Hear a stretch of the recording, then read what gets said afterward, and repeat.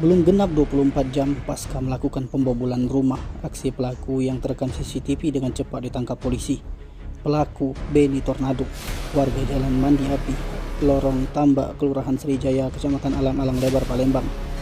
Aksinya dilakukan di rumah milik Yoshiko Putri yang berada di Jalan Seitalo, Kelurahan Siringagung, Kecamatan IB1, Palembang.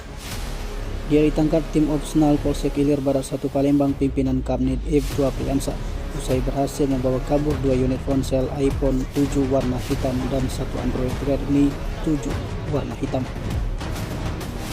Kapolsek IB1 Palembang Kompol Ginanjar alias Sukmana menjelaskan, Kapolsek aksi pencurian itu baru disadari setelah mengecek ponsel yang disimpan di kasur, di mana saat itu korban melihat ruang tamu miliknya yang sudah dalam kondisi diacak-acak.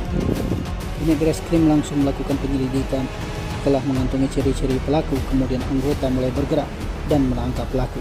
Tim Liputan Sumsel TV melaporkan.